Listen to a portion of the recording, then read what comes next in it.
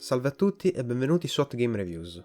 In questo video vi parlerò di Rocking Robin, gioco sviluppato da Robbery1211 di cui potete seguire lo sviluppo sul suo Patreon.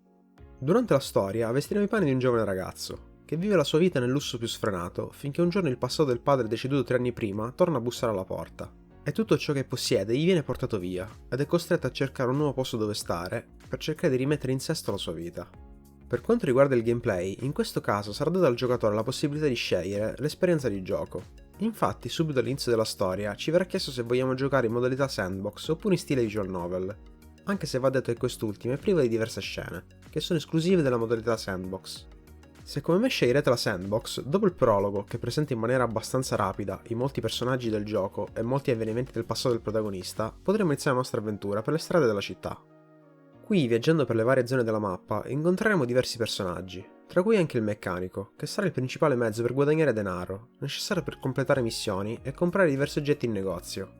Per chi comunque non avesse voglia di racimolare denaro, in gioco è comunque disponibile la modalità facile, che oltre a suggerirci la risposta corretta in ogni scelta che saremo portati a fare, ci darà inoltre la facoltà di aggiungere tutto il denaro che si desidera, cliccando semplicemente sul portachiavi che si trova nella nostra auto. Per il resto, durante il gioco, non dovremo fare altro che ispezionare la mappa, ed andare nei luoghi contrassegnati in rosso per continuare la trama, e portare avanti vari eventi che in certi casi ammetto di aver trovato un tantino ripetitivi, rivivendo gli stessi momenti con soltanto qualche piccola differenza che permette di avanzare nel rapporto con i personaggi. Parlando adesso della storia, vi dirò che l'ho trovata abbastanza convincente, anche se non posso fare a meno di evidenziare un inizio di trama a mio avviso un po' confusionario, dove il giocatore viene sommerso da varie informazioni riguardanti la storia del protagonista e coloro che gli stanno attorno.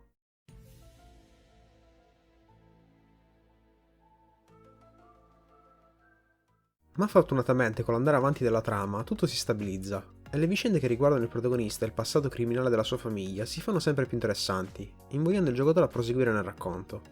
Volendo accennare anche qualcosa sui personaggi, vi dirò che buona parte di questi non fanno della caratterizzazione il loro punto di forza, infatti molti dei loro comportamenti saranno abbastanza stereotipati e classici del genere a cui l'opera fa riferimento. Adesso per quanto riguarda il render, vi dirò che ho trovato questo di poco sopra la media, e con modelli dei personaggi ben fatti. Anche se ad essere sincero, non tutti sono esteticamente gradevoli, e forse alcuni di questi avrebbero bisogno di qualche ritocco estetico. Uno dei punti di forza del gioco sono certamente le animazioni, che anche se non sempre di qualità eccelsa, queste sono sicuramente molte, ed utilizzate nei momenti più disparati, soprattutto durante alcune scene con i personaggi, dove il nostro protagonista si cimenterà in azioni solitamente inusuali in giochi di questo genere. Adesso è giunto il momento dei pregi e dei difetti. Inizio come al solito dai pregi, con la storia, che dopo l'inizio un po' travagliato si riprende e scorre abbastanza bene. Continuo con il numero dei personaggi, che sono sicuramente sopra la media del genere. Il render, che ho trovato ben fatto. Le animazioni, tante e di buon livello. E musica e suoni, che anche se non sempre azzeccate, accompagnano bene diversi momenti della storia. Mentre tra i difetti inserisco l'interfaccia grafica, che lascia un po' a desiderare. Il colore dei nomi, tutti sulla stessa tonalità di azzurro, che rendono difficile seguire i discorsi. L'inizio, che ho trovato un tantino confusionario, e il farming, che è presente, ma che può essere facilmente evitato utilizzando le opportune misure messe a disposizione dallo sviluppatore. Siamo giunti al momento del voto, e quello che mi sento di assegnare è 8. Vi dirò che anche se con qualche imperfezione, ho trovato Rocky Robin un buon gioco, da consigliare soprattutto a coloro che prediligono i giochi che parlano di mafia. Grazie per aver seguito questa puntata di Hot Game Reviews. Lascio in descrizione la pagina Patreon dell'autore se volete dargli un'occhiata.